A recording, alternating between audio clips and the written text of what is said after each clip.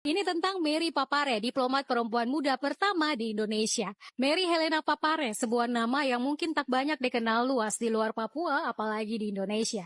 Namun, nama ini meninggalkan jejak luar biasa dalam sejarah peran Papua di NKRI.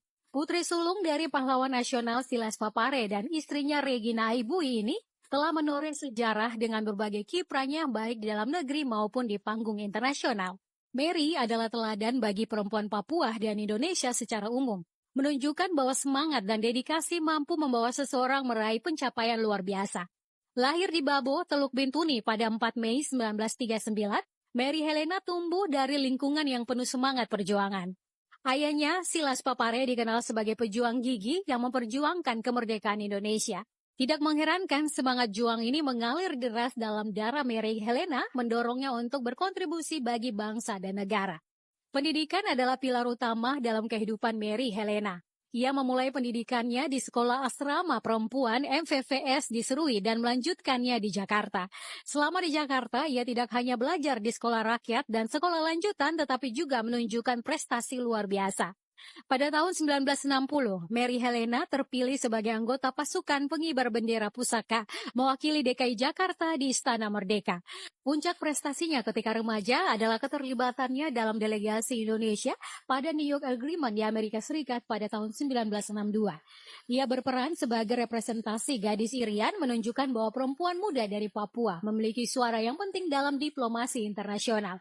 Langkah ini bukan hanya membanggakan bagi dirinya, tetapi juga membuka jalan bagi perempuan Papua lainnya untuk berani bermimpi besar. Mare tidak hanya berkontribusi di dalam negeri, tetapi juga membawa nama Indonesia ke kancah internasional.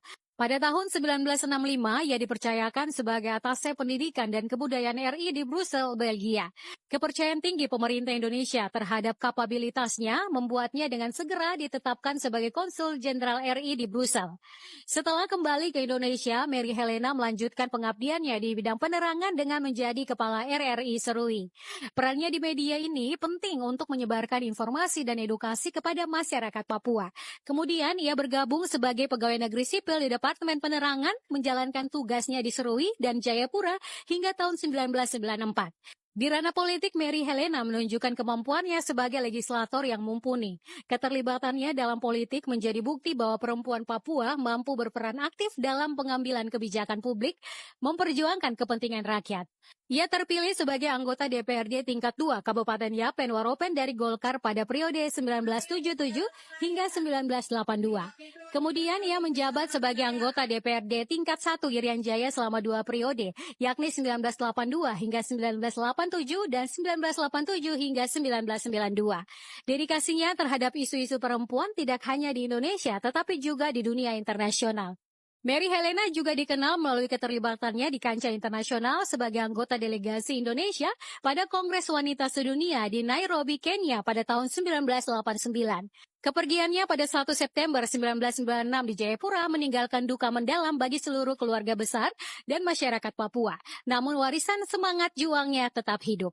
Kalau menurut saya, Mary Helena Papare adalah bukti nyata bahwa perempuan Papua memiliki peran penting dan potensi besar untuk berkontribusi dalam berbagai bidang. Ia menginspirasi generasi muda Papua, terutama perempuan, untuk berani bermimpi dan berjuang meraih tujuan mereka melalui pendidikan dan pengabdian tanpa batas. Dari diplomat hingga legislator, kiprahnya selalu menjadi inspirasi bagi setiap perempuan yang berjuang untuk membuat perubahan positif bagi masyarakat, nusa, dan bangsa. Kalau menurut kamu bagaimana?